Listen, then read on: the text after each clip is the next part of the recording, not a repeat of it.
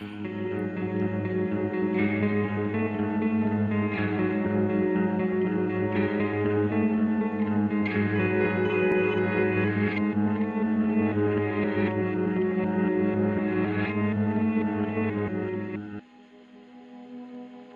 guys, welcome back to Spooky Tuesday, a weekly podcast where we're breaking down all of our favorite slashers, thrillers, monster movies, and black comedies on the new scariest day of the week. I'm Beryl.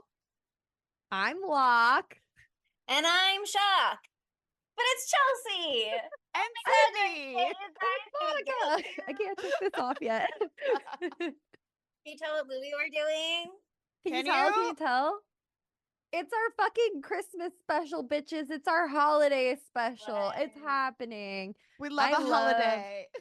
I love the idea of having a holiday special. It's very Doctor Who of us. Mm. And I think it's a Wow. slay. Okay.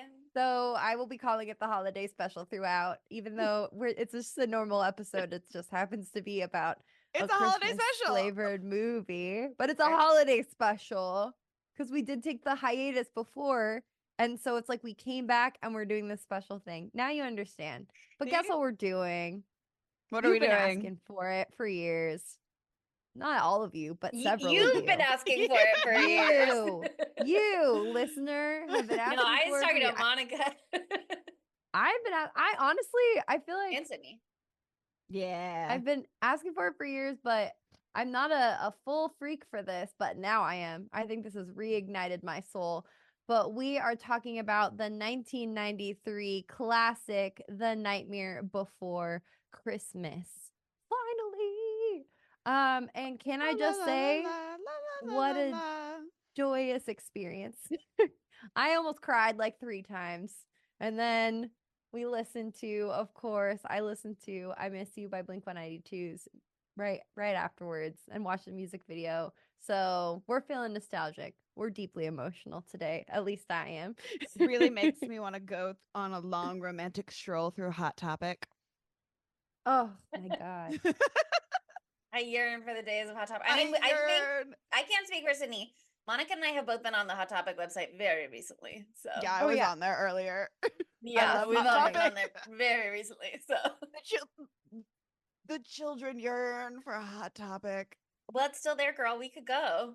I Yeah, know. we can go at any time. And I would love to go because they have very interesting things. And I'm sure that they still have the Nightmare Before Christmas items on sale now, all year long, every second of the day. That is their lifeblood. That's their That fucking is bread and butter, bitch. Yeah, that's their fucking bread and butter. And I have to say, watching this again, it's been years. It's been years and years and years since I've seen this. I mean, Chelsea, you mentioned on the last episode, you had only seen it once, and it was in Yeah, and like it was like when I was in 2022. college, it was like my junior year or Oh, something. I was just like by myself one day, and it was probably like near the holiday season, and I was just like, okay, let's see what the hype is about. Like, I'll watch it. So I okay. don't have like a Okay. nostalgic attachment. And Sydney, when's the last time you'd watched this? Is this one of your yearly flicks? Yeah, I watch this one quite often. This movie is so. I didn't get to partake in it the way that I normally do, which is taking a movie enjoying supplement because I watched it right before this, and we all know that I'm not Let's great. not Should be do that within your on. mind for the podcast. Yeah, Very hard, very scary any other way. but I love experiencing this. So I watch this movie a couple times a year because it's one of my what am I doing right before bed movie. Oh, Yeah, cute. no, it's totally perfect for that. It hit me like a ton of fucking bricks, the nostalgia for this one, because have not watched this in years, like years and years and years and years. I don't even know the last time I saw it. Um, and I just like it like unlocked childhood memories for me. And I texted my Oh, cousin and I was oh my like, goodness. I'm watching The Nightmare Before Christmas. Yeah, because I remember my cousin Kiki and my cousin, who is her dad. My cousins are older than me. My cousin Evan and my second cousin Kiki, whatever. First cousin once I was over removed. at their house. Yeah, first cousin once removed. Whatever. Fuck that shit. We reject the removed shit. In my household, we call it second cousins. That's my law. Okay.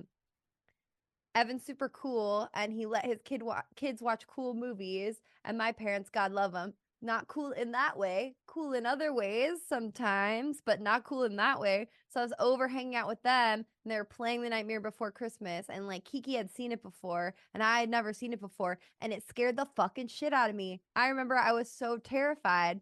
I was just like, the vibes are really spooky. There's some spooky fucking imagery. And also, Sure. we all know that I was a weenie. baby. I was a weenie for years and years and years. So this is clear. But I remember thinking, oh my God, it's so cool that Kiki can watch this movie and she isn't terrified. She's so cool. Anyway, so childhood memory unlocked. But the music, man, it just fucking slaps. Danny Elfman. Yeah, Danny Was Elfman in bringing the boom on this one, really. Bring in the fucking boom. And also, guess who forgot was in Oingo fucking Boingo? This I girl. saw that I earlier. Yeah. totally forgot about that. That cracked me up. I should know more about Oingo Boingo. I really should. That's on me. But I didn't know. um, but it was fun researching this movie too, because I didn't really know the story of it. And, it is like a lot of the time referred to as Tim Burton's The Nightmare Before Christmas. But there that's are a a lot lie. yeah. And also just want to say this to get it right off the bat, because we didn't talk about this when we did Beetlejuice recently and we were really singing the praises of Tim Burton. But we just want to say on the record, we recognize that this is an incredibly flawed man who really, really, really only likes to see white people on screen. And we do not condone that and his ties to J.K. Rowling. Just saying. Just want to put that out there so it's known. He has a beautiful mind, but he is a human being that is very problematic as well. But Yeah. I think Unfortunately, all I really know about this movie for the most part, beyond like having watched it and not having nostalgic fondness for it, is like a bunch of allegations against people involved, including Danny Elfman as well, unfortunately. oh shit. I didn't And know they're about like, that either. yeah, there were like sexual harassment and not like full blown like assault necessarily allegations, but it Ugh. was like his mentor who were young women. And then he said, no, I didn't do that. And then they settled out of court. And then he did a bunch of interviews being like, no, I never did any of that. And they were just besmirching me. And now there's another lawsuit for like defamation. So there's like a lot of current messiness still ongoing. Why do Um, all of these fucking like spooky People in alt power boys abuse have their to be power. bad? Yeah, well, that too. But I'm like, I thought the spooky alternative boys would be safe, but they're not. Just a Girl, reminder, they're not. of course It's just they're a reminder not. about like I know. all of that music genre that I feel like kind of goes hand in hand with this a little bit, how all of the men in that are pieces of shit. Listen, I just Yeah. want to say that I was on MySpace as a like 14, 15-year-old, and I went to Warp Tour. You saw it firsthand. Yeah, I lived that shit. I Okay. also went to Warp Tour. Yeah. Like, absolutely not. You cannot trust this But Yeah. I do love that genre of music. man. Yeah, me too. The The Yeah. music music is sucks. good. I don't know. I was thinking about like Tim Burton a lot earlier today because I watched this movie this morning, so I've had like all day to sort of marinate on it a little bit. Mhm. And I've seen a lot of discourse about like his racism, but also about how like he's been trying to do better. And some people are like, I don't see it in XYZ. Even like Black people sometimes have been like, I don't really see, they're like racial blind spots, but I don't think it's like racism. But he had that one quote that was like, they don't fit my aesthetic. And then he like walked it back later. And so it's like a whole thing. And I was thinking about it with Beetlejuice specifically because there was the guy who played the dad who was like a predator of some kind who was like Yeah. arrested on like child molestation charges. I think he like pled down to a lesser charge. And so, he was not like found guilty in a court of law of child molestation or anything like that. So like whatever. I was thinking about that with like did either of you ever end up seeing Beetlejuice? Yeah. Mm-mm. Yeah, I so like the dad, that actor is not in it, but then the character is still so like lionized in it. I just thought it was so interesting to be like, okay, we won't bring the actor back, but it's still like well, I don't the know. I just he's not the character, he's not the so that doesn't character. bother me as much. But I see what you're saying. Yeah, it was so interesting to me to be like, here's his face, and we're gonna say how amazing he is for. I mean, so much of it is not his face, obviously. Um, Well, but it's not his face at all. It's claymation of him, and then he well, is. like on the gravestone and stuff like that. You know what I mean? It's like a big picture of Mm. him. I don't know. I just think it is Oh, I went to so the bathroom at interesting. one point, so maybe I missed that part because I don't Oh, remember I seeing was his shocked face to on see the the picture gravestone. because of the device that they had come up with. Yeah, I was like, "What are you talking about?" That must have been when I peed. Yeah. Mm. I don't know. It was one of those things where it made me wonder, like, would he have brought that actor back if he could get away with it? I don't know. But he has his besties, and obviously some of them, Johnny Depp, are problematic. And I mean, there's something to be said for loyalty, especially when all of your friends are like, I didn't do anything wrong, but I don't know. Yeah, no, I don't. I would never trust this man, but he does have like interesting ideas that look Sure, beautiful on the artistically. screen artistically, but like at the same time, like even this movie has some fucked shit in it Oh along yeah, racial lines. Oh the yeah, Oogie we'll get Boogie to stuff. that. I mean, I the Oogie Boogie stuff for sure. And then also some of the little human children that we see are like caricatures of like Asian folks.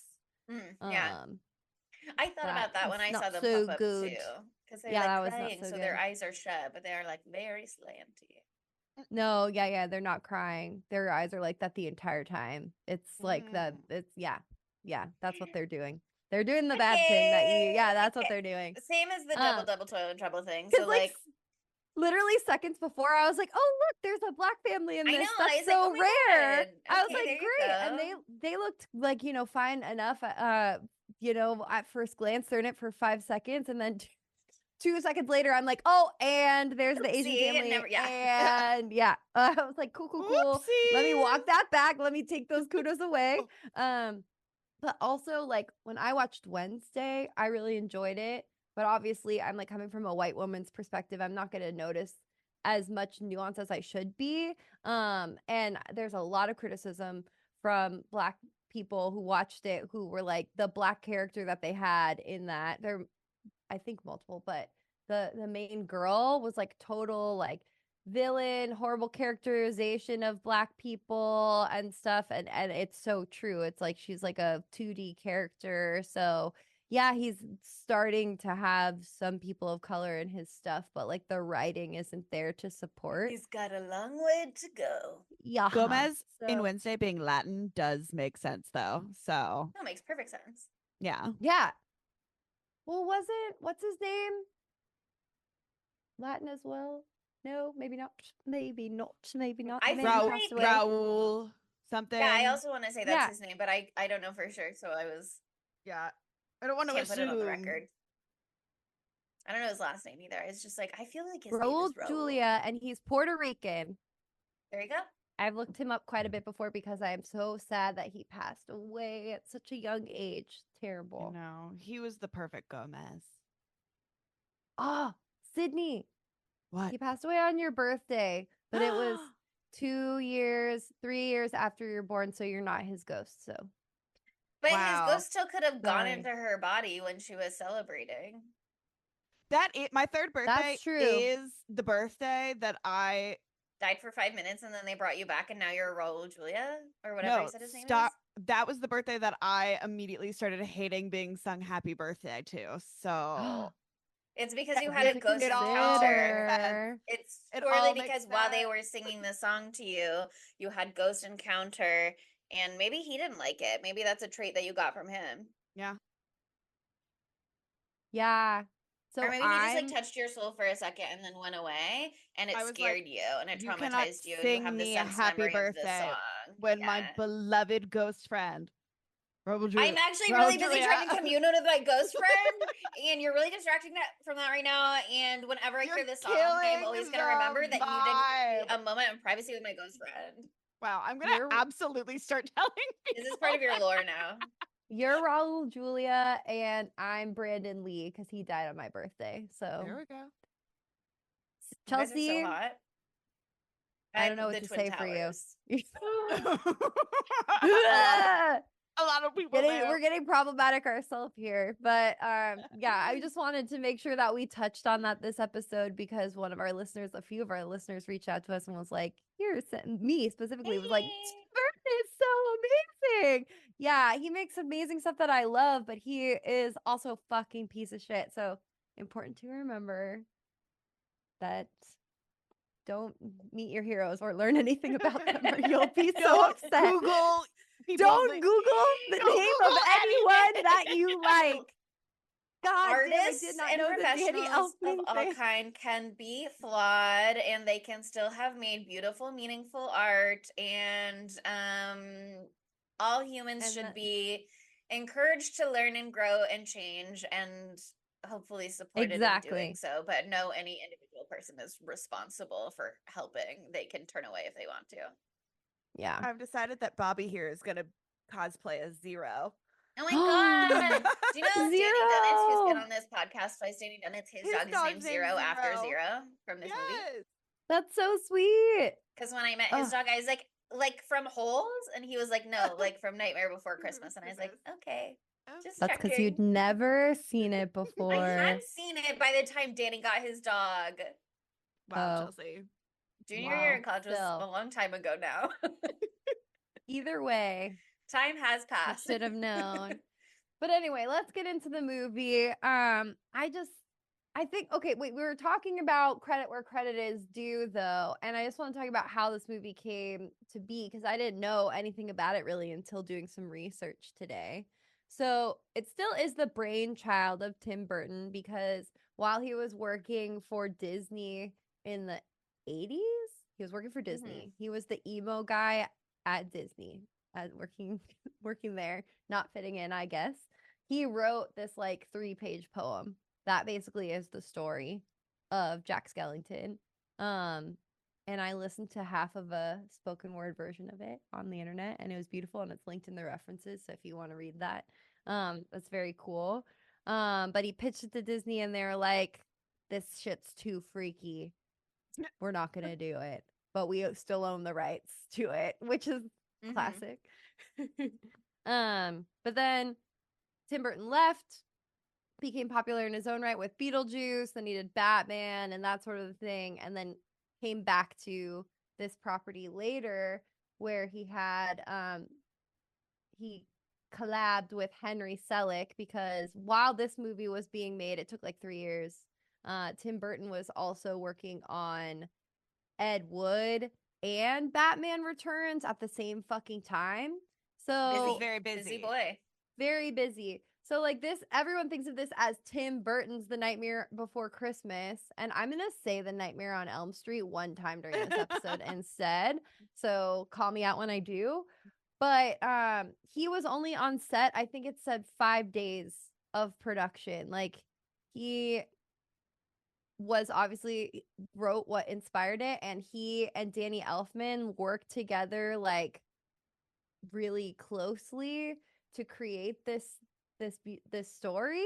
But when it came to production, it really was Henry Selick doing that hard work along with the millions of incredible claymation artists who brought I think there was only life. 4 claymation artists. Okay, well, I'm thinking of the millions of heads that Jack Skellington had. And by that I meant like 400. He had like 410. He had 410, and I think I read somewhere that there was like over 100,000 like shots that they had to do. 109,440 frames. Yeah, I found my which is just like insane. 227 puppets. I wonder how many frames are in a normal movie. I don't know. But obviously, a camera can capture a lot of frames in one go, as opposed to having to individually set up and tweak each frame. when you do claymation. Yeah. So interesting how they do it. And apparently, like, I don't know a lot about Henry Selick's work.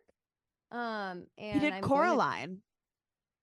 Yeah, so he was like, "Oh, I just need to make a movie that looks like Tim Burton's stuff." And he was like, "But that's not that different from what my stuff looks like already." So, like, there's a quote of him saying something like that. He Oh, also I did love James his and the face. Giant Peach too, which is one of the most disturbing and Oh. unsettling movies of all time. Sounds That's like a what I little was just freak. gonna say because they Oh, look use at his picture Jack. on IMDb. He's Oh, a I little love freak. it. They use Jack Skellington's body, puppet body, for James and the Oh. Giant Peach. So I thought that was Oh. really cool. Is it for the Reduce, spider? reuse, recycle after all. Oh, Wendell and Wild. I want to see that. Oh, he does a bunch of fucking cool shit. I love that. I'm not prepared to Google him and find out bad things about him right now. So we did. If anybody one knows thing- anything, don't tell Don't us. tell but us. I'm willing to hear it, but I can't speak on it right now. I can't take one more. But I love his IMDb picture. You guys should look it up because it's really fucking hilarious. What a smile. But yeah, I mean this was really his work once it came to production. But I think it's so interesting that this wasn't originally gonna be a musical because that is the heart and soul of this for me. Yeah, I feel like the music is the best part. I mean, people who are really into claymation, I'm sure love the claymation, but Oh, I I think the am Jack, claymation is the best the part, but the music, Pumpkin it's beautiful. King. it's That's so true. creative And it's haunting too. Like haunting, so haunting. I like the Um, snow. I do really like the snow. Yeah. That's my favorite part of the claymation, maybe, especially well, and when the hill like unfurls itself so that he can walk down it. oh Yeah, that was I pretty. like that too. But yeah, apparently Tim Burton was working with Michael McDowell on the script for this, and then it was not working, so they went separate ways. Then he brought in Danny Elfman, and they really just like talked through the whole thing. Like they just sat together and like wrote it as it came.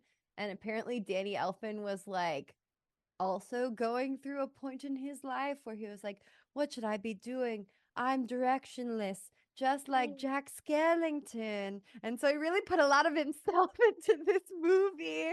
And that's why he was like, can I please sing the songs? And that is why he is the singing voice. Well, Jack that's why this Skellington. movie has the vibes of a 45-year-old white man going through a midlife crisis. That is what it's about. Yeah. This is a He's- divorced dad just like really going through it. He's And 30 he years gets a in. younger, hotter girlfriend in Sally, but Halloween's the ex-wife, you know? It's so interesting though, like watching this as an adult, like based on what my thoughts were as a kid, because there's so much for kids to love in this movie. Like so many cool like characters that are so visually stimulating and funny And, like, little interesting gags. sight gags, like I don't remember. It's like some guy and then like a littler version of the guy and then like a littler version of the guy. And then at Yes, one the point like they're like Matryoshka assembling doll. the Matryoshka dolls. Yeah. Yeah, oh, that's what it is, Matryoshka dolls. I left out several syllables there, my bad. You got the gist. Yeah, I thought that was super creative too, and I love that they are all under each other's hat. So I thought that was Mhm. really nice. But yeah, I think also the story itself just really resonates as an adult watching it, you know, if anyone's in like a transitory part of their life, you know, it's so easy to get bogged down in the monotony of living because if you have a job, you're doing similar things year after year, that sort of a thing. Variety is the spice of life, and Jack Skellington has been doing Halloween for a millennia or whatever. I don't fucking know. Well, No one knows. It's also like workplace burnout because it's like they Yeah. have Halloween the next day after Halloween. The mayor comes over and is like, "Let's start planning for next Halloween." It's like, when is vacation? When is Yeah, we just did downtime? Right? Halloween. I need Let Jack break. take a vacation. That's literally yesterday. I'm sleeping till Yeah. Christmas. Don't wake me up. Exactly. It's yeah. all work and no play makes Jack a dull boy. Oh my That's so God. real. Whoa. Whoosh. Whoa. Whoa. Do you guys feel that? But no, that's totally it. It's such an allegory for workplace burnout and just like, you know, trying to reinvent yourself too with catastrophic effects, being like, I need to be a whole new person because I hate what I'm being today. And then you're like, Right. now I'm goth, or the opposite in this case. Now I'm not goth anymore. Mhm. And it doesn't always shake out the way you planned. It does kind of have a beautiful message that cultural appropriation is not the answer. So that's good. Thank God. You don't Yeah. understand what you're trying to take over right now. Okay, you're trying to make it your thing and you just don't even appreciate what's going on. You'll never understand. It's You can Christmas- enjoy, but don't try to take over because you just don't even get it. Christmas Yeah. isn't a phase, Mom, okay? I love how he was like, I saw Christmas for 5 minutes and now I'm gonna I'm gonna take Christmas away from Santa. Need to be Mr. Christmas now. Yeah. I did forget about the whole like science experiments part of this movie though, and I thought that was really fun and funny and like visually cool. Like all the like the way that Jack like experiences Christmas, he thinks it's mesmerizing. He sees light he feels joy for the first time in years, whatever the fuck.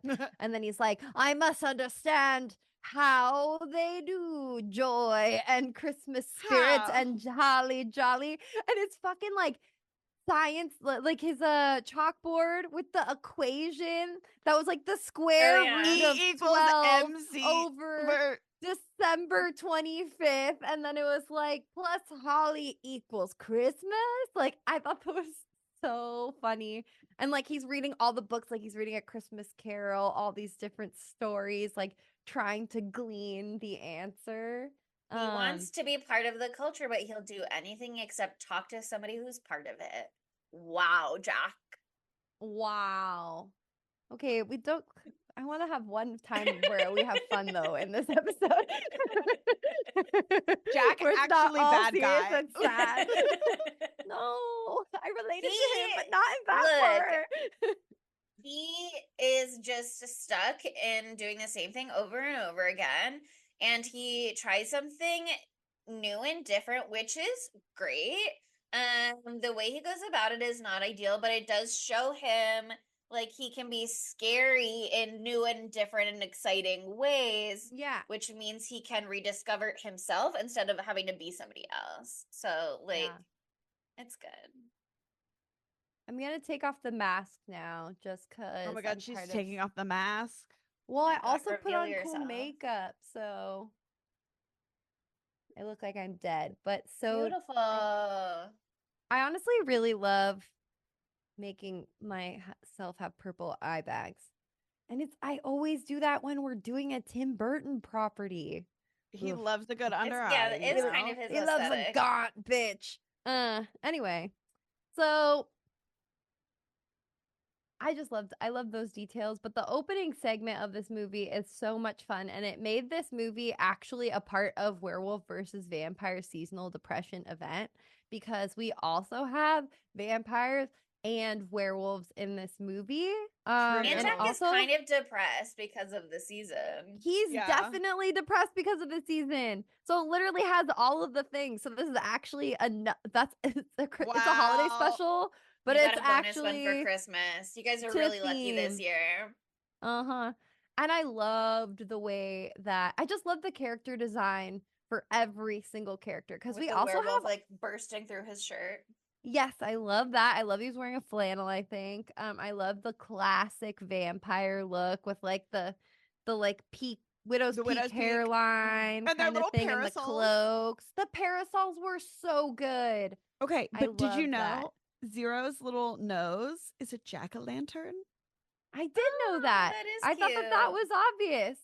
It's Well, so not to people me. just see it's like a little like red nose, right? But no, it's a Because little obviously it's pumpkin. giving Rudolph, but it was kind of like an orange Oh glow. no, Yeah, it's a it's a jack-o'-lantern. Okay. jack-o'-lantern. I feel like such a dick now because I was on the trivia too and I saw that trivia and I was like, that's a dumbass trivia That piece. didn't even need to be Everybody said. knows it's a jack-o'-lantern. Not No, everybody watched the movie on their iPad this knows. close to their fucking face. So I guess that's why I noticed that. I love that detail though. That's the thing. That's the thing with claymation movies too. They create the entire world, and so everything is so specific. Like I saw this quote from Henry Selick. Did I say his name right? Sounded Yeah. right. Yep, Henry Selick. I'm when I say Henry Selick, I'm thinking of what's the other Selick? Tom Selleck. Tom Selleck. I'm like, am I saying Tom Selleck? No, I'm not. Wait, I I was- feel like there's another guy named Harry that has a similar name. Is it Henry or Harry? It's Henry. Am I thinking It's of Henry. Harry Connick Jr. though? I think you might be thinking of Harry Connick Jr. We're just And that's thinking not of bad. all That's a these handsome people. man. That is a That very is a handsome handsome man.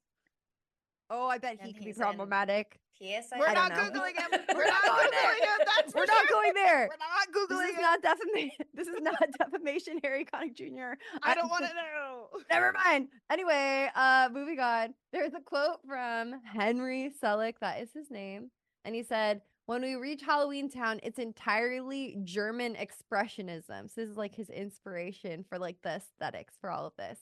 And then he's like, "When Jack enters Christmas Town, it's an outrageous Dr. Seuss-esque set piece. And finally, when Jack is delivering presents in the real world, everything is super plain." Okay, I added the super. Is plain, simple, Everything's just regular plain. Right. everything's just regular, plain, simple, and perfectly aligned. Because it's like that perfect grid formation that you see. Mm. So it just, they can have so much fun with the way everything looks. But again, it's also very fucked up because there's all of those like hanging skeletons and stuff. There's a lot of like Yeah, that very, specifically, I was like, woof. I was like, the other things in "Oofsha." here have been like a little gruesome to some degree, but that specifically feels woof. That Yoink. was like, yeah, that was like a oog. Well, and also like Oog. the whole thing with Sally too, a little bit. Oh, that part also did not hit good right now just because of everything going on. That she was like a slave to Frankenstein. Not that that's his name, but whatever Dr. his Finkelstein. Yeah. name. Dr. Finkelstein. Or as he's just in the credits, evil scientist. Well, That's I didn't so catch his name funny. in the movie. I just was reading articles online and they said they only said his name like one time in the movie and that was it. And I was like, okay. Oh, they did say it. I remember Um, that. It's when they okay. call him by name to give him his assignment for when they're Oh, doing can you Christmas make stuff, these? and they Yeah. assign him the reindeer. I love the way the reindeer looks. Oh, by the the way. reindeer I looks sick. love the Yeah. skeleton reindeer. Have like- either of you seen Phantom Thread? No, and I really want to. Okay, well, if What you don't is know that? anything, I won't say anything more. But the Sally Dr. Finkelstein stuff gives me some Phantom Thread vibes. Obviously, that movie's different. There's but a I feel thread like people who are in people this. are there shippers for Sally and Dr. Finkelstein? I don't know, but if people liked Phantom Thread and they also like this movie, I feel like maybe yes. Oh God. Okay. But everybody can go on their That's own journey making me with that if they want to nervous. know more. Yeah, that was a little bit hard. Okay. I was like, I can't see my makeup at all. It's because I put my touch up on for my video so much when we did the smile episode because we were all so fucked up and I didn't want anyone to see what I actually looked like. Anyway, here's my makeup now. But what was I talking about? What were we talking about? It's gone. Sally and Finkelstein? Oh, Maybe Sally and Finkelstein. Okay, I hate it. Okay.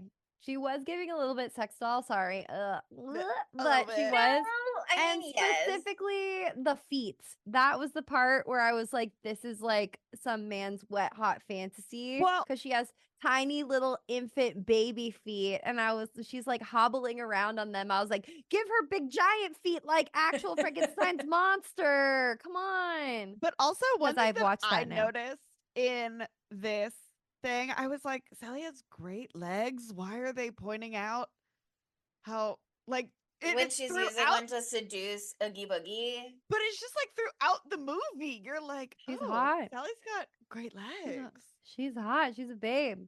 She's a hot We're babe. putting a cow pin in the Oogie Boogie Sally leg. Yeah. We're coming We'll back. get to That's a that. big. Sally reassembling herself again. This is Beetlejuice. There was so much Beetlejuice in general crossover. I felt like with this movie, like it felt really clear that he had like just done Beetlejuice, especially with all of the claymation parts and the little striped black and white worms and such throughout. But like the Mhm. Monica Bellucci scene in Beetlejuice, where she's stapling herself back together, very much felt like this scene in this movie where Sally is sewing herself back together. Yeah, totally. But And in then addition also to it's the sex, giving Corpse Bride vibes to Monica yeah, Bellucci's character. um, for sure, I see what you're saying about sex doll, but it also is giving me like Rapunzel and Mother Gothel vibes of Totally. like Yeah. you're trapped in my tower, but you're my daughter creation, but you have to do all of the manual labor because I'm a villain. But also you have all of your tricks that you've prepared, like you've got your slotted spoon so that you can pretend to take a sip of poison soup so that you can trick me into eating it. You just keep that in your sock at all times, just in case. She keeps that Well, thing she's on her, poisoning him. okay? She She's poisons poisoning him him like every regularly. day. She's Yeah. poisoning him all the fucking time. Multiple So And times he a it's just day. and he's smart. eating it Yeah. up. He is not Yeah. getting wise to He's a this. dumbass. It's because he's been exposing his like raw brain to Yeah. the air too much. I think that's not good for it, And also he's been poisoned 47 times, so maybe he has brain damage from that as well. Yeah. Well, his Oh, brain is a okay. little exposed, so I guess it's very easy to get brain damage. Yeah. Lots of vulnerabilities here. Here is a question that I have because we've got a lot of the like classic Universal monsters. Hey, bringing Hey. it up again, Dark Universe in this. We have Dracula, we have Wolfman, whatever the fuck. But we also have Creature from the Black Lagoon, who is one of my favorite looking creatures that they have. The little like green. She's wanting Bone Daddy. I'm just saying. What are The what? creature What? Yeah. from the Black Lagoon. I don't even know who you guys are talking about. Isn't there like one of Oh, the the like creatures? fish person. Yeah, and she talks Oh, about let me how send like you a you picture. make me ooze or something, or like Ew. your wounds Oh. ooze or something like that. Oh my god, I just remembered a bunch of gay thoughts that I had about this movie for later. Um, but yeah, no, everybody's horny for Jack. Yeah, Everyone in town is horny. And He everybody I was is wants the like, Jack. king, look, bitch. look, Sally, like, honey, I get that you're in love with him too, but get in line. The line is long. The witches were there first. They're The mayor literally can do trying to nothing like without him. Okay, after it was okay, the mayor is fucking in love with him. The mayor is in love with him the 100%. mayor's That's peak how bisexual representation. I'm just saying. oh my god. It's never a 50-50 split like that. But anyway, my thing though, back to the Dark Universe shit, this was what I was going to bring up. Is he like kind of Dr. Jekyll, Mr. Hyde? It's not right. But I was like getting that vibe a little bit because it's like the two sides of the coin kind of thing. Obviously, Dr. Jekyll, Mr. Hyde, he turns into like a mean monster, and this guy is like happy or very sad anxiety guy that I relate to. So it's not exactly the same thing, but since we had so many of the other Universal properties, I was like, could be, could do. Maybe. Unrelated comment about the mayor. I love his nail polish. I didn't notice it. And it's like this when he goes up to knock on Jack's door right after the day after Halloween to be like, "Hey, let's get to work, bitch." And then Jack isn't there, and he's like really knocking, and he's like, "Hey, bitch, where are you? Let's get to work." He has a beautiful red nail polish on. Oh, I love. He's not beating the queer allegations, but anybody can paint their nails, queer or not. But I'm just saying. Additionally, This fish lady wants Jack. She's so horny for him. what am I seeing right now? I I'm gonna googled for file you her away. fish person from Nightmare Before Christmas and sent it to you so you could see the Uh-huh. hot, sexy fish lady that we're talking about. She has beautiful, voluptuous lips, by the way, which I didn't really notice until now. But when looking that up, I found out that there is a fish, a deep sea fish, who looks like Zero, the ghost dog, as Oh. well. Is this real or is it AI? I don't trust anything anymore. Oh my God. I'm sending this to you guys. It will be in the notes. But this is a fish that literally looks exactly like Zero the dog that's deep, deep under the sea. Down with the anglers, though, so you don't want to go down there. ScienceAlert.com. That feels like a legit website.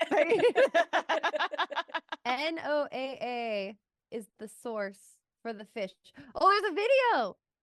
Oh my God, there's a video. Oh my God. National Oceanic and Atmospheric Administration. That also sounds legit. Yeah. There's a whole video. Oh, it's real. Oh, it's moving. This is the most exciting. Wow. This is so cool. Okay, guys, there's a fish that looks like Zero and it's really cool. This is reminding me of, okay, this movie did inform my undercover aesthetic because I had a very not preppy like Chelsea, but like goofy girl. I don't even know what I was wearing. Twee. I was twee. Yeah, that's it. Thank you. Yeah. Twee, but It's then twee. like, but like not as put together as It was twee almost in like middle school. pre-twee. Yeah. I had the angst of an emo kid and I liked all the pop punk music, but that was not like the way that I looked like at all. But I had Neopets and all I ever wanted was that one paintbrush that turned all of your Neopets emo like Tim Burton-y, honestly. And then I got it and I got a pet of a cat that looked like a Tim Burton cat. So it's all coming back to that. This fish is reminding me of that. This That's fish beautiful. is speaking to my soul. Oh, this movie's all about nostalgia for me. I don't know. That's so good. This But- movie brings me back to just like a certain period of my life, and that is the ages between 7th and 9th grade. When everybody's Yeah. on MySpace. Yes, like it literally, like it was. It's a very just...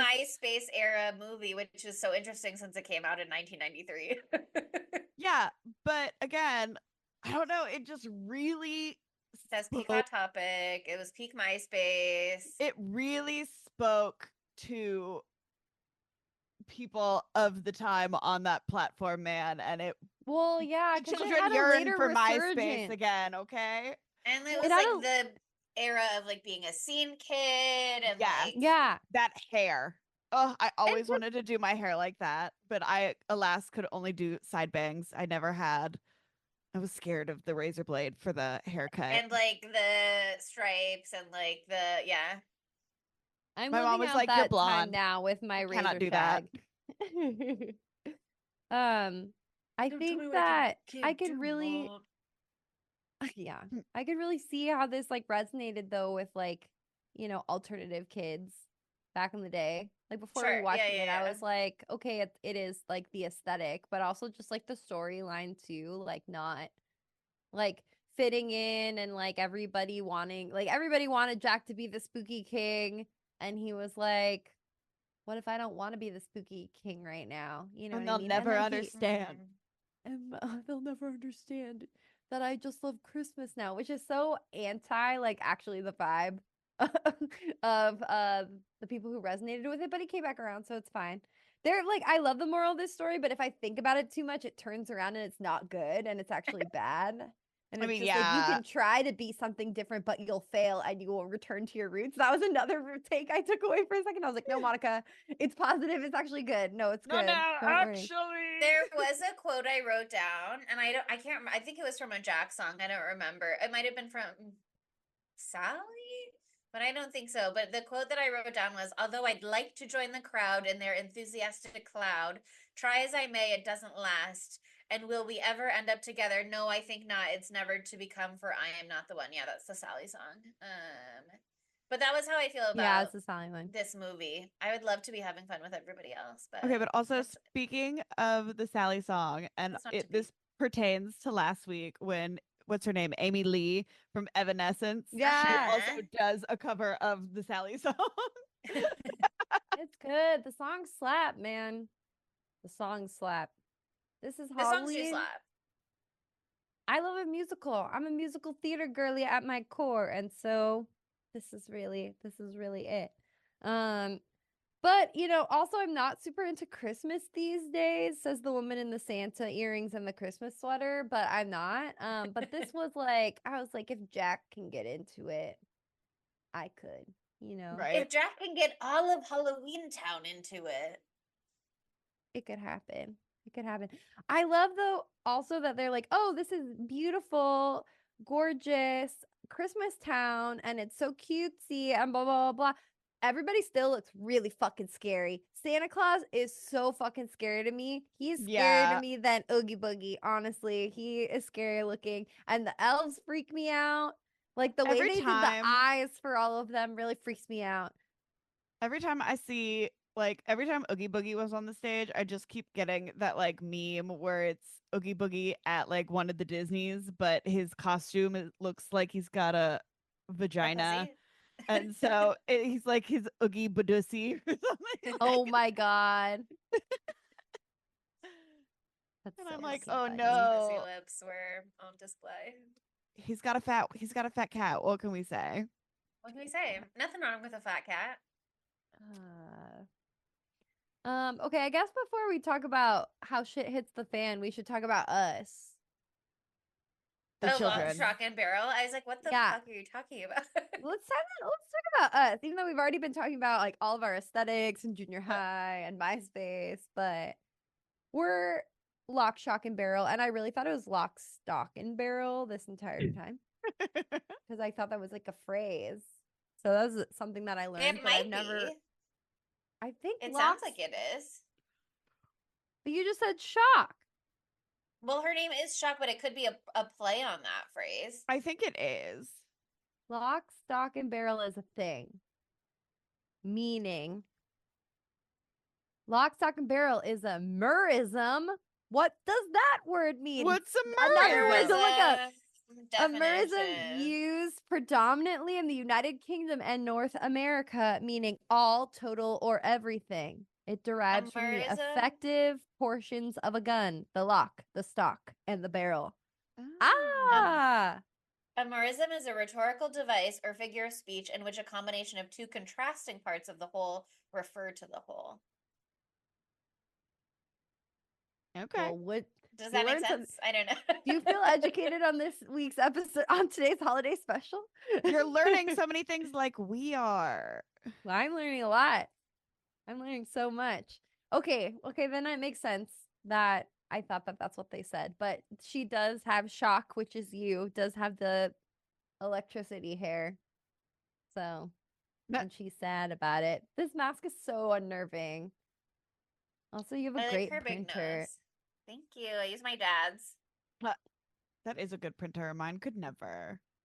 Mine's in the garage unplugged because I don't know how to change the ink. Mine will only Quite print honest with you. things off of my phone app. So like I Oh, will not print things fascinating. off my computer for some reason. So I have to always figure out how to fucking open it from my it's a disaster. Sometimes it works, sometimes it does not. Printers are the devil's work, just saying. They're instruments That's of so Satan. true. And I would know because I am him. They are an agent of chaos for sure. For real. But I love Lock, Shock, and Barrel. They're such a fun addition. I think there was like a later ad to add that song because they needed like some more levity. Because this is kind of sad. This is still sad. I think it's fair that I was sad half the time I was watching this, but like in a cute, nostalgic way. But yeah, they're really fun little fucking miscreants. I think it's so funny when they get the Easter bunny instead. Oh, And that was apologize to him. additionally, the Easter bunny, another one of the scariest creatures in this whole thing. It's now that I know about hares Yeah. and how Yeah, scary the they Easter look. Bunny's a little spooky. Yeah, Easter bunny, terrifying, too sentient. Yeah, I wanna he go to just sleep. knows I thought it was things. Yeah. I thought it was interesting that Easter was one of the other holidays represented.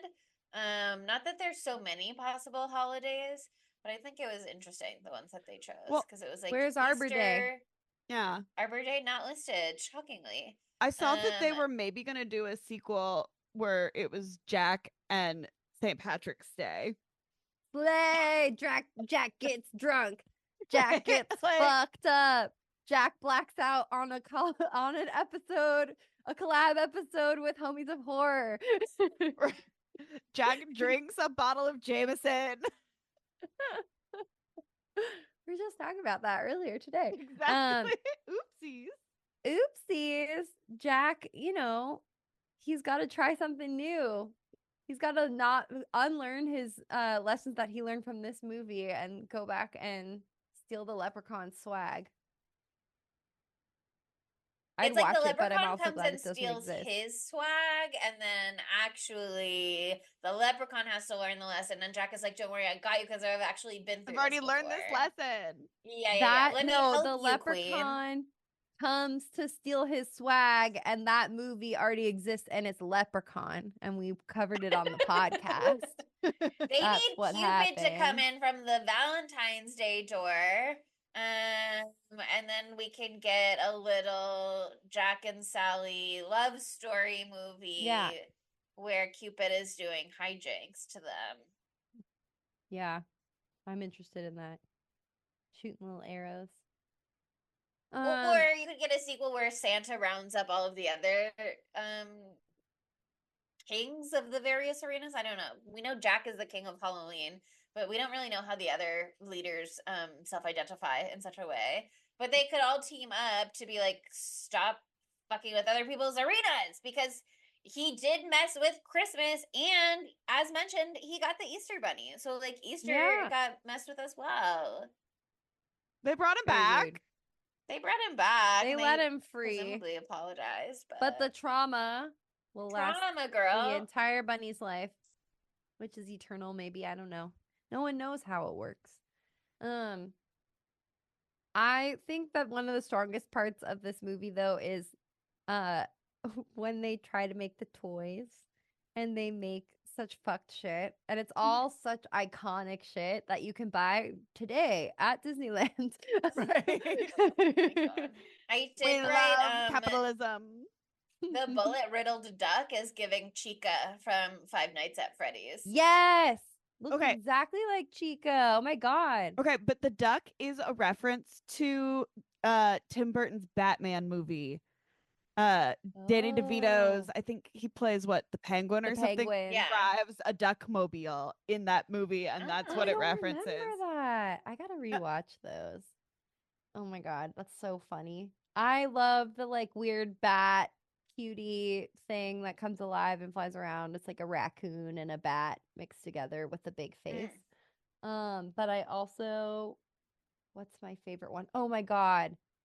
So disturbing when he's just like, "Oh, look, you could turn this rat into a hat." And he just beats the shit out of like a dead corpse of a rat and turns it into a rather fetching hat, I must say. And then he does the same thing Jack with a comes bat along right and is like, after.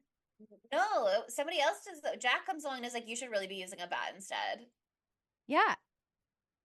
Rat first, which was also a fetching hat because he used the tails and it had like a little tail thing and it looked great. And then it was like that hat would sell better. And I'm like, yeah, that hat would sell better.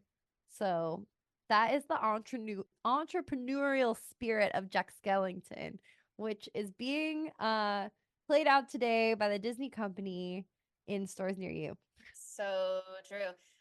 One more thought I did have about Lock, Shock, and Barrel, now that I'm looking at this part of my notes, is I wrote that they also have Kinker Sister vibes from Ed, Ed, and Eddie. Yes. Oh. God, I haven't watched that in so long. Ed, Ed and Eddie used to fuck me up. The animation freaked me out. I love Ed, Ed, and I Eddie. loved Ed, Ed, and Eddie. Plank. Plank Slade. Plank. Our Real Monsters also used to really freak me out. Yeah. Ren and Stimpy. Obsessed. That shit gave me fucking nightmares. Did y'all watch Rocco's Modern Life? Yeah. Yes. Rocco was a phone sex operator. That was his job. The 90s were crazy. We could have whatever we couldn't have whatever we wanted, but I mean, media yeah, we was actually wild. basically could have. But like it's so, because this was something, right? Like my dad used to let me watch South Park when I was like really little with him, and like The Simpsons and all this kind of stuff. And I was just like, Dad, what the fuck? And he was like, it's a cartoon. It's fine. You didn't really understand what was happening. Yeah. And so like it's a cartoon, it's for kids, because you know, back in the day, animation was for kids. You could get away with like so much stuff, and to this day, some of my favorite properties are animation that's questionable for kids. Yeah. Well, I've read something on Tumblr, I think in the last few months, maybe. I don't know. I could be making that up. But it was talking about like violence in cartoons and like the different can't think of the word, different rules that were allowed, standards that they Mm-mm. had to abide by, and they were talking about like Invader Zim, I think. Oh, And it was talk one of about those things, another like crazy little freak right. emo hot topic bitch Yeah, TV show. Yeah. those bitches loved Invader And Zim. Billy and Mandy, Oh, etc. I etc. loved Billy and Mandy. But like Yeah. you could have your cartoon protagonist like fire a cannon at somebody and they explode and that's allowed, but you couldn't have one like punch the other or something like that because it's like, well, there's That's yes, it's repeatable violence. They could yeah, learn. one Yeah. is violence that like kids could imitate amongst themselves, and so we don't want to do that. But violence that is not something that they could realistically recreate, like that's now fun and silly. Yeah. Well, Yeah, it's I the mean, Bugs like, Bunny of it all, you yeah. know? And fucking Wile E. Coyote, where they like smash him with a fucking giant mallet and he falls in the hole and he falls off a cliff, all that shit. I'm just watching the video of that fish again, by the way.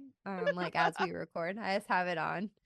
It makes me so excited. I Monica's love like, fish, I keep that man. thing on me at all I times, and it's love, a video of a fish that looks like Zero from. I fucking love fish, dude. That shit's crazy. Um, okay, do we want to talk about how shit hits the fan first and then Oogie Boogie, or the other way around? Because he's a little bit in it before. I'm down to superficially touch on Oogie Boogie and then circle back because I do love the black light scene. Yeah. Um, Where and it's Santa's like really cool sluttily and tied fun. up. Yeah, they've got Slutty Santa. And Moana obviously came 1,000 million years later, but like they've got the blacklight scene in that movie with the crab that feels like it has like very similar vibes. And I Mhm. also loved the lyric from Oogie Boogie. It's funny, I'm laughing, you really are too much, and now with your permission, I'm gonna do my stuff. I was like, that's so real. It's all about consent, baby. That song is It's very fun. funny. I'm laughing. You really are too much. And now with your permission, I'm gonna go do my stuff. 10 page. Also, I just want to say that Chris Sarandon is Jack Skellington's talking voice, Yeah, I saw known that too. Hottie from Fright Night. Right? Yeah, and from Princess Bride. Ex-husband of Susan Sarandon. Yeah. Yeah. Prince Humperdinck from Princess Bride. They're not brother and sister. Okay, They're the guy not. who does the voice of, remember when I thought that? The Yeah. guy who does the voice of Oogie Boogie is also in Dreamgirls, which have I talked about Dreamgirls? Yeah, Yes, I you have. have. You Fucking have. love that shit. And he's also the King Gator in All Dogs Go to Heaven. So I'll burst into fucking tears right now. Okay. Now. I'll do it. I'll have an existential crisis right now. Let's God, talk I about All can't Dogs even Go to Heaven. think No, I'm about kidding. All Dogs Go to Heaven. No, I know. We have to move right Like, past we're it. moving on, we're moving on, I We're can't. moving on. We're moving on. We're moving on. Chris Sarandon was also in Child's Play. Did I reintroduce a different topic? Yes. It's beautiful. It's beautiful. I was just like, his voice sounded so familiar to me. So I was trying to see where else I might have seen him. But there you go. There's a bunch of properties. And he was in the Sinbad show, one episode. Incredible. An iconic man. But yeah, no, it definitely is like Oh my God, can't think of some appropriating like cats. the like voodoo sort of cultural aesthetic thing and like turning it into a ridiculous, spooky bag of bugs. What's the story behind him being a big bag of bugs? Oh, I But think they said it was like if you're trick or treating, one of the like scariest things that you could get would be like a bag of bugs. it's just that simple. That's true. That is Yeah. true. That is true. That would be I would very hate that. scary to me Like- if I was trick or treating. I Right? would hate that. Probably I one of wouldn't the like it. scariest things. I'll sign on to that statement. I would be terrified of that. You know as an what? You're adult. right. Where's the lie? Oh my god. What? Yes, Wait, Monica? okay. Chelsea, did you just say that Catherine O'Hara was Sally? Did you just say No, that? but that is true. Okay, sorry.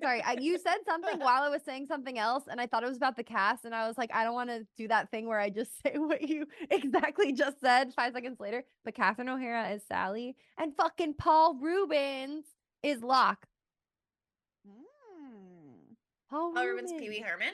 Pee Wee Herman. Very cool. Danny Elfman is Beryl. Yeah, And Catherine O'Hara also does Shock as well. the clown who rips off his face in the beginning song. Yeah. That could have been He's- scarier, but it was scary. It was scary. I mean, I was thinking about that. I was like, wasn't there something like nasty back there? But Just it's empty a inside. kids movie, That's man. actually It's a even kids movie. scarier if you think about it. Very scary. I'm scared just thinking about it. Okay, so here's the thing. It's all fun and games, but one, Sally has prophetic dreams, just like Bella. Whoa. So Whoa. crazy. I forgot about that part. And she's just a wholesome, wonderful woman who's just like, you're gonna fly to it's like a fucking Icarus story here. Jack Skellington flew too close to the sun or the moon at this point, and then he got shot down by the US government. Oh my god, the military incursion to take him down was crazy, girl. I mean, I think they did such a good job of like just sucking all the fucking whimsy out of the real world, which is so depressing. But like the way that it all looks, like obviously whimsical things are happening because he's dropping off the toys and they're doing crazy fuck shit to everyone. But like the guns, the tone, the police officer that you can't see the top of his face, like all of it just like is I remember that part being so unsettling to me as a kid, and it's still really unsettling to me now. And I also remember as a kid that I really thought he was dying, and I was like crying because I thought that Jack was dying when he Whoa. fell in the arms of the angel. And I felt I love that. so strongly for him. I remember like having this crazy emotional reaction. I've always been in my feelings. Because I really was like, I did. he's dead. What about his love with Sally? It hasn't even gotten to start. And he just dies lost. bloom. Literally doesn't die, young Monica, but I was He does get his freaking out. comeuppance, though. It's karma because Lockshock and Barrel are talking about wanting to shoot Santa Claus with a cannon. Right? And now that Jack is pretending to be Santa Claus, he's being fired at with cannons. Yeah, classic Oh, cannons. prophetic. It's all prophetic. Just like Sally and Bella Swan's dreams. Exactly. But like watching this again too, I was like, why was I so fucking sad? Because he's sad for like 5 seconds. He's like, I had a bad time and my dreams were dashed. But then he was like, wait, look Wait at a my second. sexy fringe that I have now. This kind of fucks, and I've got a bunch of ideas, like using maybe cannons for Halloween next year. I can take the torture of the real world and bring the realities of reality to Halloween so you feel so fucking terrified.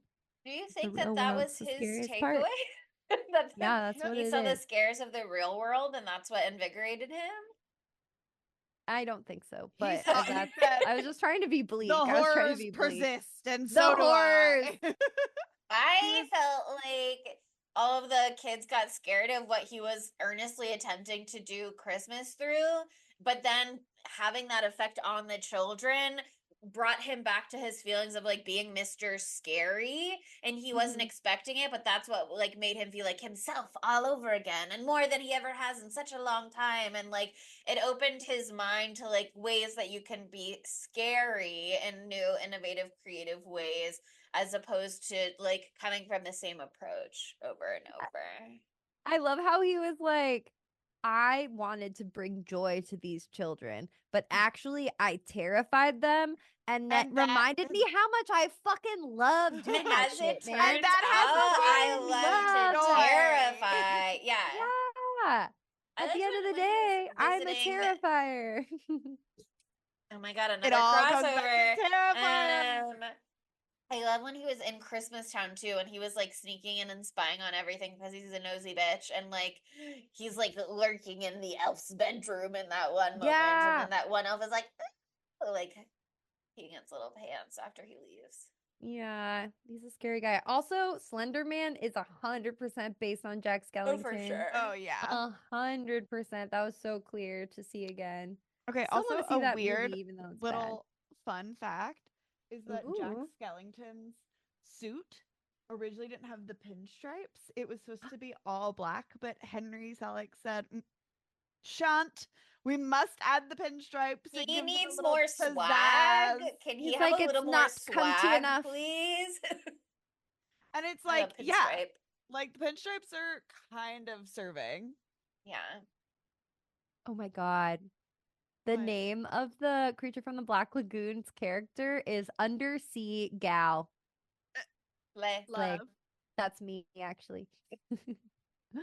It's so funny. Ugh, yeah. I love that it is also a love story too. I'm really into supernatural love stories right now. I'm almost done with Crush, the second book in the Crave series. And the stupidness persists, but I'm locked fucking in. But So I was like, I'm sad. also, sorry, what have I always said? My whole thing in high school and junior high and every time of my life except for now was pining. And so Sally pining like a fucking freak for Jack, for a tall, strapping, slender Skinny man. gentleman. I was Yeah. like, that's me, babe. I see myself in Sally, actually. A man that is way too skinny and looks a little dead. Yeah, yeah, yeah. I Mhm. see it. Yep. I relate. Unfortunately, we all fall prey sometimes. um, any other things you guys want to talk about this movie before we move to segments? I think Oh, Oogie Boogie, well, we didn't do that at all yet. yeah. But I think Oogie Boogie had this like skull in his lair where he puts the dice through, and I was like, I bet D&D nerds definitely copied that for Dice Towers, and I thought Oh, it was yeah. cool.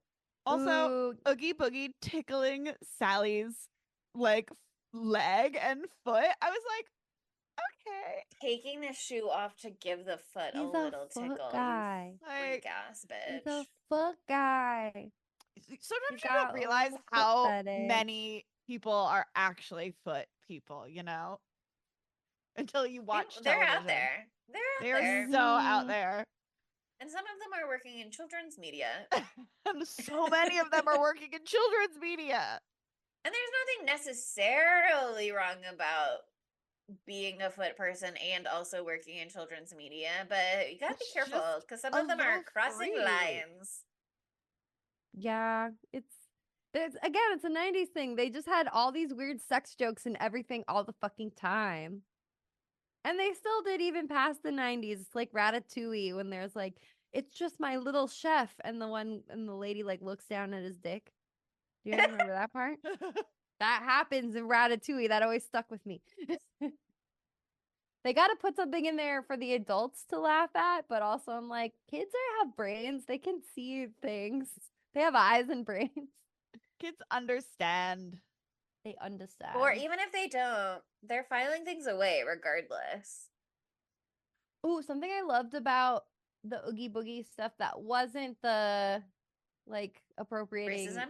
racism and the voodoo and all of that is just like so ridiculous. I wish they just leaned in more to like his whole like gambling with life and death thing that he was doing too, because I thought that was cool. They could have done that instead. Oh yeah, because I But didn't even really appreciate what he was doing with the dice. Because he was like, "Snake guys, fuck," and then he was like, "No, it's gonna be an 11," and I was like, the whole I thing don't know was what you're doing, roulette. girl." The whole Yeah. thing was Oh, like a maybe I don't know how roulette to play spinny roulette. thing. I don't either. But then at one point, I've never played it before, but it looks aesthetically cool. And then at one point, the cards flip up, and it's like the kings and the queens, like the classic playing cards, and they have swords, Weren't they and they're all kings doing of spades? maybe I don't know. I don't know I was like, "What's specifically. the relevance of the king of spades?" But I did not Google. Yeah, I don't know. But yeah, it was like all this gambling stuff that he was doing, which I thought was a very cool part of it, and we could have just done that. Could have just done that, and it could have been a lot. We could have saved ourselves, you know? There's just like 3 things they could have not done, and it would have made this way less fucked up in the movie. They didn't have to do that to the Asian children in the real world. They didn't have to make Oogie Boogie like that. But yeah. Yeah, Oogie Boogie. I love when he gets untied though, and he's all just bugs. And he's all I just bugs. know. I And have all the questions bugs about are that. talking. I do like when he's like, my bugs, my bugs. My bugs. But But then like, is it any random group of bugs? Can he reconstitute himself if enough bugs get together? Is I feel like he, if they were gonna do a sequel, he would have come back, of Yeah, course. for sure he'd come. It's one of those things like the Kool-Aid man where it's like, is the Kool-Aid man the glass or is he the liquid inside the glass? You know what I That's mean? his blood. Uh-huh. Like he's got to be the liquid inside, but the face is on the glass. He is the bugs, but they need to be contained in a vessel. And the Kool-Aid Because Man is the otherwise they're not a Kool-Aid. collective. They're scattering all around. Yeah. So he has a very unstable constitution, and so he needs to be in a big old sack in order Sure. to do his dirty work. That's how it is, I guess. Yeah. A big Yeah, old the sack Oogie of Boogie bugs. stuff is like just kind of a mess because as they were making this movie, people involved with making it were like, I'm very concerned that this is racist. Because It they is. said, okay, I read an article, but the first one that I found, was basically someone being like, I don't really agree with this take. And I was like, okay, Queen, go off, I guess, whatever. But the Caroline Thompson, who wrote the script, said that Oogie Boogie looks like a Klansman, because of the costume. The costume is Oh given God. Klansman. And that Yeah. Oogie Boogie was a derogatory term for Black people in the South. Um, Jesus Christ. It was already pretty overt, and it's just getting worse and worse. I've never heard of yeah. that. So Yeah, the person who's like politely disagreeing with them in this article is like the term boogie is a racial slur for Black people, but not oogie boogie, which is clearly a take on like the boogie man. And they also were like, why, if he is a Black caricature, why would he be wearing a Klansman outfit? So it's kind of contradictory. And I'm like, sure, you're making points. But then they were also like, and if it was a racist caricature, why would a Black person agree to sign on to play this role? Gotcha, He bitch. And wanted it's work. like, yeah, they tight. do like literally one sentence after that and be like, well, a lot of minorities do have to sometimes take work that is racist just for sake of having work. So I was like, all right, girl. Glad we've circled back around to that as well. Oh no, my No. No, that's it for my so two-dimensional long. hat. No, it's still on. I was not resting on my glasses anymore, which is an essential part of the construction over here. Um, but yeah, like she was literally the script writer and she went to Tim Burton to be like, "Hey, I'm very troubled by this portrayal and I think we should change it." And everyone else was basically like, "No." And so she said that was not a fight I won. Um so it was one of those things where Yeah, she's like, "I no. think we pulled it off well and kind of fun, but it does still trouble me." And you know what? Very fair. It's just so unnecessary. Yeah. So they just make his head a different shape and take all of the like voodoo stuff out of it, maybe, and we could have a Yeah, better people also time. have said that like Jack Skellington has a very like white way of speaking and that Oogie Boogie has a very stereotypically Black way of speaking, and so that Mm-hmm. is further meant to evoke racist caricatures and to be like he's the villain and he's the criminal, and even in this land where everybody is like a scary Halloween monster, he's like bad. Still the bad one. Mm. Yeah, so that is also a point to that whole argument. but it is Mm. just, I don't know. It's one of those things where it's like Oogie Boogie does slay. Um, but if that is the only black representation, that is, and it's not even like black representation, because again, it's a black voice actor, but it's like, is it a black character? That's a different question. Um, but it is just like a little messy, and it didn't need to be messy.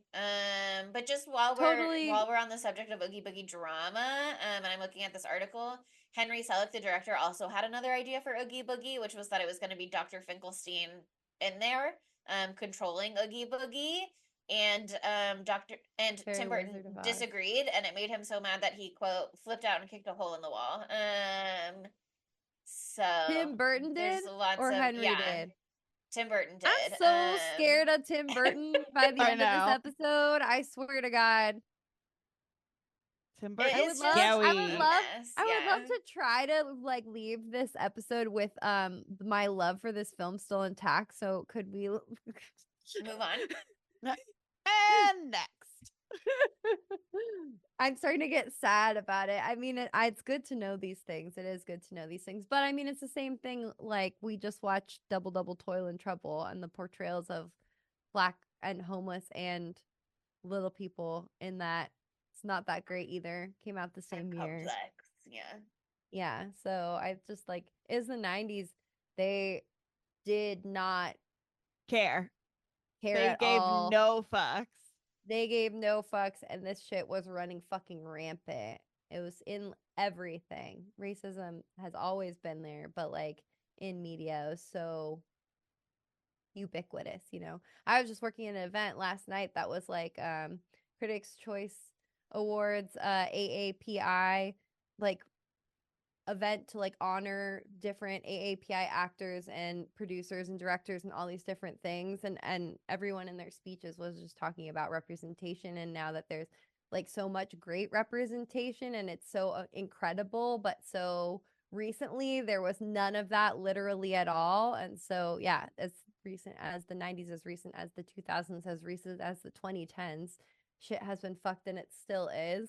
But luckily there's some better things happening now, but not by Tim Burton. Bring it back around. Okay, things I liked about this movie.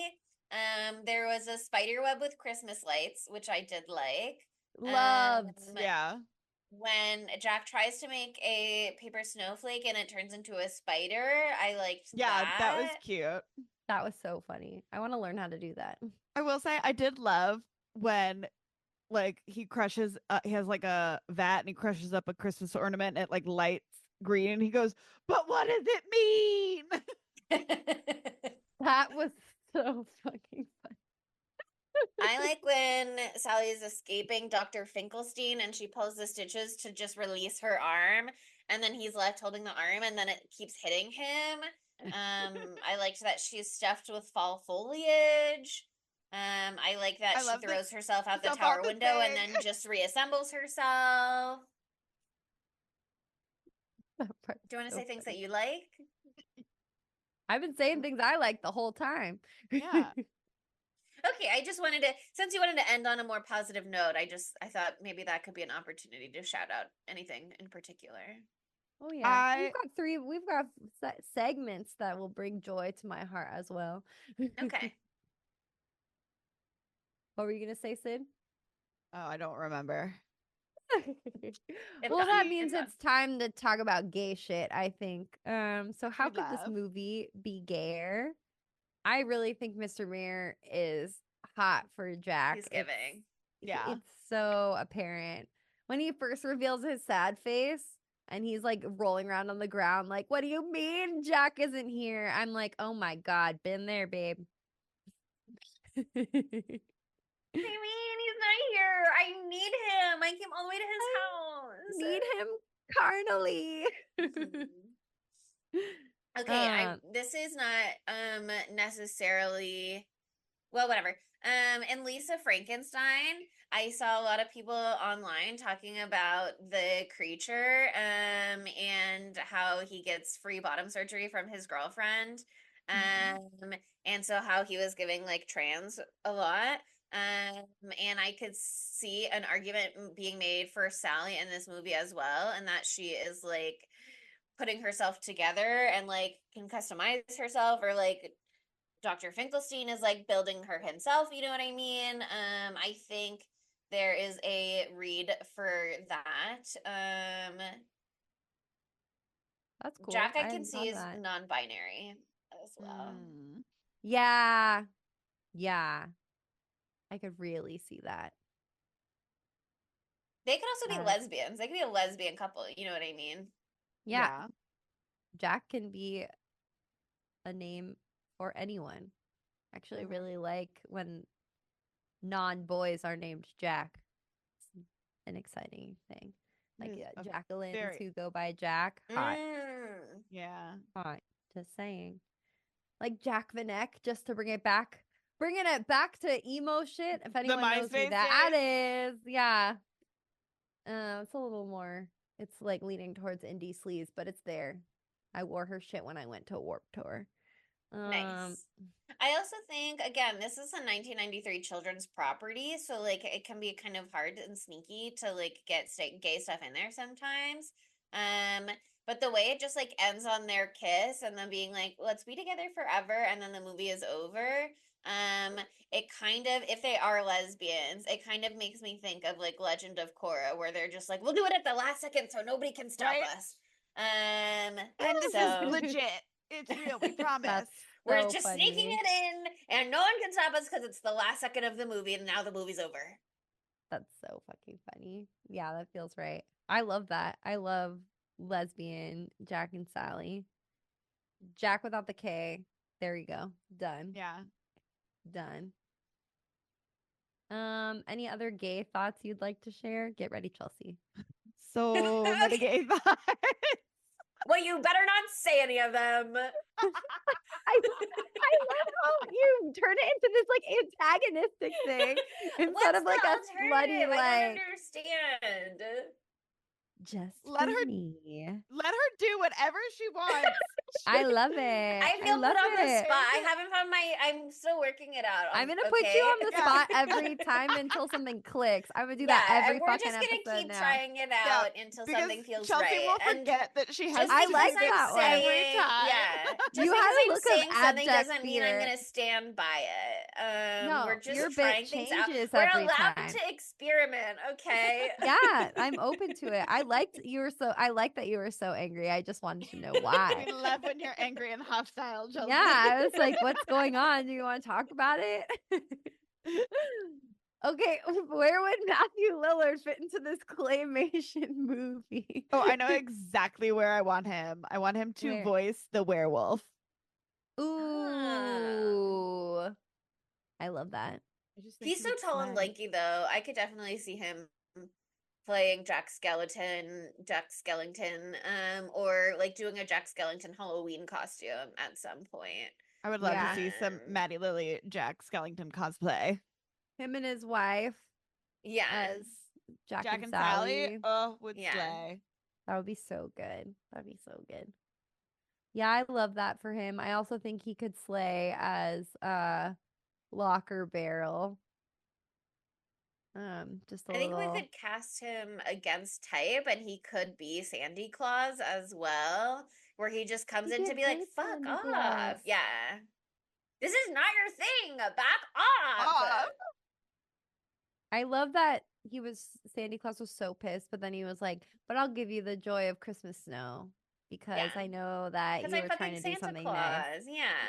Yeah, and Little I think I was Christmas like, magic for "Can you I guys. fix Christmas? You dumb fucking bitch! Of course I can fix Christmas. I'm Santa Claus. I And then love he that." touches his nose, like, okay, Santa Mhm. Claus, we know you like to ski. It's fine. He loves the snow. He loves I the can't do snow, that. baby. How does what's not bejeweled? What's it? It's Bedazzled? bewitched. Bewitched. So How'd close. she do that shit? I was getting through all the B words. How'd she do the nose thing? I don't Not know, even but close. Not even close. Tabitha, her daughter, has to do this. Oh, she has to manually, because she's Yeah. half human. Yeah. That's so funny. Okay. Are we ready for dumb bitch? Yeah. Yeah. Dumb bitch, Dr. Finkelstein for Dumb enslaving bitch Jack Sally. Skellington. I Dr. want Finkelstein that makes his own perfect wife by the end of the movie. So, which is himself. which is Yeah. himself but girl. So they can Yeah. that's also feeling a little gay in a way. Oh, that Mm, is very gay. My perfect woman is me. Me. Okay, girl, reflect a little okay. maybe, Take a but second. Take a second. Yeah, I know. There's something there for sure. I don't know. I get that Jack does dumb bitch shit, but also I relate to him wanting to try something new, and failing horribly, miserably at it sometimes. You want to reinvent yourself. Sometimes it doesn't go very well, you know? So I think that it was funny. I like him. I like Jack. I'm sorry, I like Jack. Like Danny Elfman, this is the only way in which I am like Danny Elfman. I too related to Jack's character. I But don't have like beef with Jack, but he really was just giving me 45-year-old white man. I was like, he just needs to like buy a red Corvette and then like feel sexy again or whatever, and then it'll. But the the workplace midlife burnout crisis is aspect, real. if I tap into that more, then I feel better about it. Because I'm like, yeah, everybody needs a little bit of a break, and like creative burnout is so real. Mm-hmm. I don't know. Who's our number one dumb bitch? I mean, sorry to do this again, but maybe Tim Burton. Yeah. That's what I was thinking, honestly. It's Tim Tim Burton. Burton for putting You're his like, the name segments are gonna on give me joy, it. and I was like, then do I bring it up or? No, it's fine. It's fine. We're just not gonna do the whole conversation again. But yeah, Yeah, no, the dumb yeah, bitch is Tim Burton. Especially because he's like Tim Burton's and the Nightmare Before Christmas. I almost said Elm Street. that would have been the one. That would have been the one, but I caught myself. It was so You caught close. yourself, Boom. so you still have one in your quota if you need to use it. Maybe I'll use it in the knives out of fives. Okay, But yeah, no, I mean, credit needs to go to where credit is due. Henry Selick slayed this aesthetically, okay? Besides yeah. the many, many issues we have brought up earlier in the episode. Um, but yeah, now it is time for our knives out of fives. So, Chelsea, do your thing, honey. On IMDb, this movie has a 7.9 out of 10, pretty good. However, on Rotten Tomatoes, this movie has 95% fresh from critics and 92% fresh from audiences. So really good. Wow. Additionally, at the 1994 Oscars, it was nominated for Best Effects and Visual Effects. And at the 1994 Golden Globes, it was nominated for Best Original Score of Motion Pictures. So it got some real critical acclaim. Mhm. It was very well received by critics and audiences alike. It obviously is super beloved by a lot of people to this day. So in many ways, it's a true banger. Yeah. That said, maybe I'll go first and then you guys can bring the energy back up. Yep. Um, but it's just not one of my movies. I can appreciate a lot of the beautiful creative artistry that went into it. Um, maybe if I wasn't such a hater, I would be able to relate more to the feeling really creatively stuck and like you need to try something new and change your life. And it maybe works out or it doesn't work out because like been there as well. But it is giving me personally too much 45-year-old white man. And so I Just just think of him like as a 45-year-old lesbian woman. I think 45-year-old white men should be allowed to have midlife crises, and I think they should be able to have media that represents them, and I think they should be able to adapt their life experiences into media for all kinds of different audiences. That said, it doesn't speak to me. So for me, it's like I'm just not. I just don't. It's not. It's. I just don't tune in. I just don't connect really. So I gotta give it. This is no reflection on the movie itself, but my experience of the movie, I'm gonna give like a 2.8. Sorry. Fucking insane to me. Moving on. I respect you. Chelsea canceled. I do not respect her. I had way better, more fun with like Thanksgiving and Underworld. They're not as good as this movie, but like they're more for me. That's fair. To each their own. Sydney? This movie is a 5 out of 5 for me. I love this movie. It is beautiful and haunting, and I can't wait to have goth children one day when I move out of this country and introduce them to this. And it will be beautiful and perfect and spooky, and we can live like Jack and Sally if we want to. I am just saying. And you can go straight to Hot Topic. Bring them the Yeah. Hot Topic on their Me first and my birthday. children are gonna cruise Hot Topic. I feel like they have Hell baby yeah. clothes. They defo do. They defo do. Imagine a baby in a shocker barrel costume. Gotta I've have seen it In on like the a internet. onesie with Yeah. the fucking mask.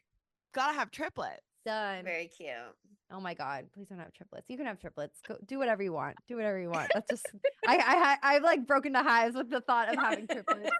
Like multiples run in my family, so like the big reason why I'm like I want to have Bitch, my kids 'cause it mom is might a be- bitch, twin. It might be twins. No, twins skip a generation on my I dad's know, side, bitch, and mine I'm up too. next for fucking twins. No. And here's the thing, you're over 30 if you have a kid. The older you are, the higher rate, because you will ovulate more You're gonna to be speed doing- up the process. Fuck. What? That's terrible. Yeah. I thought that I'm whatever. not touching this. Whatever. Yeah. Okay, here's the Move on. thing. Here's the thing. I love this movie. I love this movie. It spoke to me on a spiritual level. I think that it has themes in it that most I was gonna say everyone, but everyone except for Chelsea can relate to. I'm just dunking on Chelsea you. just I doesn't love you. care. Yeah, I just wanna- understand. This I is why I understand. resisted doing this movie for so long. I don't like being the party pooper. It's okay. love It's It's not dunking a okay. on role Chelsea, I'm born though, to so play. this We've To all be a had our time. leader can be fun, but to just be a party pooper, what a poop. I know. See, this is the same thing. This is how I felt with double toil and trouble, bitch. But yeah, I think I just am really happy that to have had the opportunity to take the time to watch this movie again as an adult because it was cool to like come back around on something that has so many cool like little locked up memories for me that I hadn't thought about in fucking decades. And I just do really relate to the Jack's story and stuff. I just think that it's so easy in adulthood to get bogged down in what you do every day and the monotony of living, even if your job is fucking being the slayest king of Halloween. You know what I mean? Like it can get to you, and you just need to find new Even the ways coolest job to- is work. yeah, to spark your creativity, and you can find inspiration in the strangest of places. I think that that's kind of the moral of the story. Not going too deep on it. So, I want to give this a 5, but with the stuff we have brought up, I'm just gonna bring it down to a 4.8. I mean, it does have some stuff that I don't love about it, but on the whole, it's such an important piece of media, and I think that it's really cool how it made so many fucking weird kids feel seen and be seen because they were seen kids, a lot of them. So, I think it's a really kids felt seen. and also what I want to do for my Halloween for my Christmas decorations moving forward. Do you guys remember the garland that was like black garland, like tree garland, and it had skulls on it? I want that. Maybe I'll That's do a cool. Halloween tree some Ooh. year. I got excited. I was like, maybe I could bring Halloween into Christmas, and then maybe I'll like Christmas a little bit more again. So anyway, this movie got me in my feels, but I'm glad we did it on our holiday special. It's a holiday special. It's a holiday special. We should have a special Christmas holiday version of our theme song. Yay. It was our theme song, but then like there's a jingle bell in the background. I wish I had a bell to jingle right now because I know. I'd whisper for you. I literally have a sweater that has those on it, but it's underneath my bed. Can't get to it right now. But imagine, use your beautiful imagination. It's a big thunderstorm happening right now. Oh shit. We gotta finish this before your power Right? My shuts power- off. But yeah, so that brings us to the end of the Nightmare Before Christmas. Really almost said the wrong one that time. But Such a close this- call. Sydney and Chelsea, what are we doing next week for our New Year's special? Yeah, we're doing two holiday specials. Here's the thing. This is a special 3 weeks. We had our Werewolf vs. Vampire seasonal depression event, Christmas special, and now Christmas Werewolf vs. Vampire Virus- seasonal depression low key Yeah. Christmas special. yeah. Mhm. And now we're doing neither of those things, but a movie. Abandoning that entirely because No werewolves, nor vamps. Well, we haven't rewatched the movie yet. There could be a surprise. Yeah, honestly, yeah, it's been a few years. But Scratch it is, all of I don't know if you guys have looked at the calendar recently, but December this year has a little something going on. It has a fifth Tuesday in it, and it happens to be on New Year's Eve. So it's a very special day. New Year's Eve, fifth Tuesday. There's really one main movie that just felt right to do. One of my favorite movies of all time. It's a classic. It's an iconic. It is When Harry Met Sally. Beautiful, gorgeous. The New Year's Eve movie, if you ask me. I can't wait to watch this. I've only seen it once, and so you know me, I don't really remember what happens. I know there's the sweater, and I know that Billy. That's honestly the most important. Billy Crystal. Okay, I was like, is that Billy Crystal? I don't want to say the wrong thing. Billy Crystal is Sexiest hot. man alive, Billy Crystal. Yeah. I remember Fisher's there as the well. jeans. I remember his jeans. His shoes with the little sweater. Peak sexy. Mhm. That's what the girls want. The That's what the women girls yearn want. for Billy Crystal in When They Harry Met do. Sally. That's real. That is so real, actually. Yeah, honestly. But yeah, I'm really excited to watch this again. It's been a really fucking long time, and again, I only saw it once, so this will be exciting. I love when we do a rom-com.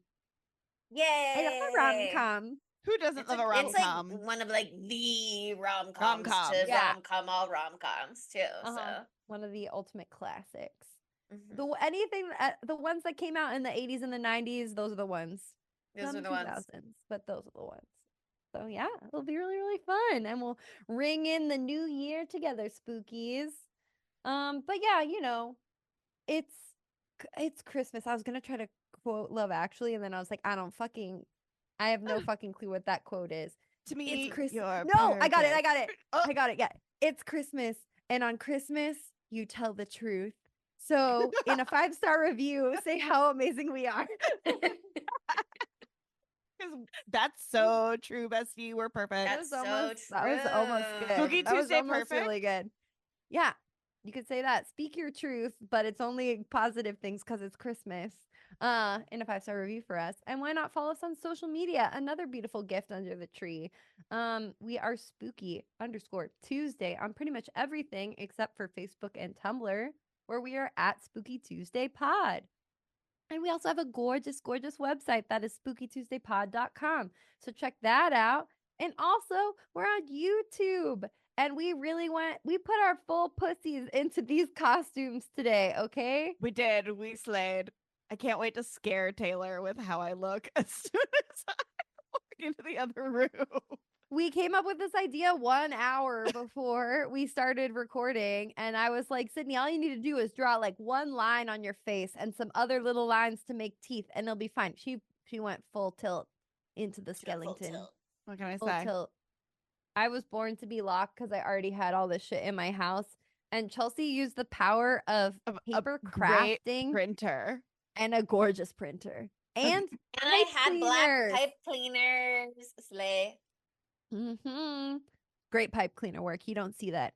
Thank You don't see that enough anymore, gotta say.